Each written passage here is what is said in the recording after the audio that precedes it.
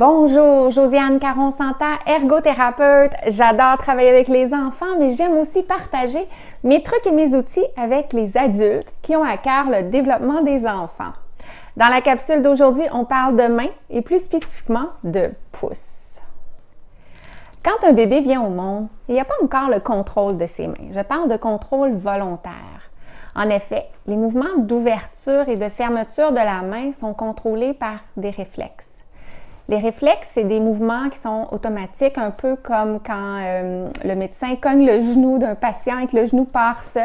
C'est pas un mouvement qui est réfléchi, qui est pensé. C'est un mouvement qui arrive tout seul quand il y a une stimulation bien spécifique qui est donnée.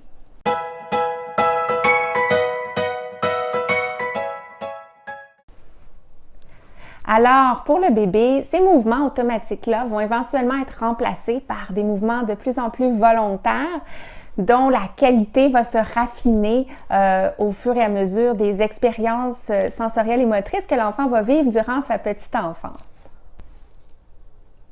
Parlons donc du pouce. Parmi tous les mouvements de motricité de la main, l'opposition du pouce est un mouvement clé qui va être essentiel de bien maîtriser pour avoir du succès dans les différentes formes de préhension et les différentes capacités aussi de manipulation dans la main. Qu'est-ce que c'est l'opposition du pouce exactement? Bien, si vous voyez ici, ma main a différentes régions où elle peut plier. On appelle ça les arches de la main. L'opposition du pouce, c'est quand cette arche-là ici permet au pouce de se dissocier et d'aller rencontrer les autres doigts dans un mouvement de face à face, comme ça. Alors ça, c'est l'opposition du pouce. Il arrive dans certains cas que l'opposition du pouce a de la difficulté à bien s'installer pour une variété de raisons, mais parfois parce que certains réflexes du bébé restent actifs et nuisent, dans le fond, au développement de l'opposition du pouce. Dans ces cas-là, on pourrait dire que l'opposition du pouce peut avoir besoin d'un coup de pouce.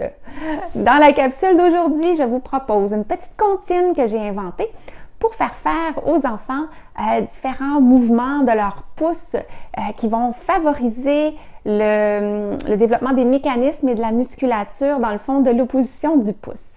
Alors, voici pouce-pouce, le roi des doigts.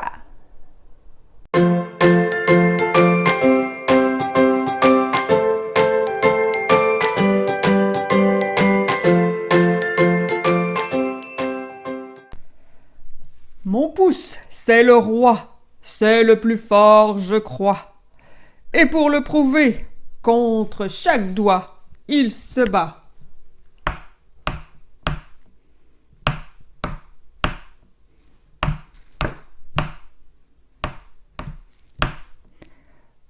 Mais surprise, les autres doigts l'ont attrapé. Le pouce essaie de s'enfuir. Il est très fâché. Et enfin, il réussit à se libérer. Et à son tour, pour se venger, les autres doigts, il va coincer. Les doigts essaient de se sauver. Ils sont épuisés.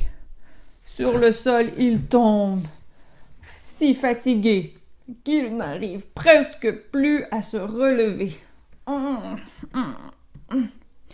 En fin de compte, c'est le roi pouce, le plus fort, qui a gagné. J'espère que vous avez aimé ma comptine du roi pouce et si c'est le cas, n'hésitez pas à aimer aussi la capsule, à la commenter, à la partager. Retrouvez-moi la semaine prochaine pour d'autres trucs et stratégies du monde de l'ergothérapie. Et pour s'assurer de ne rien manquer, s'abonner, Josiane Caron-Santa Ergothérapie sur YouTube, Facebook et la liste courriel. Salut!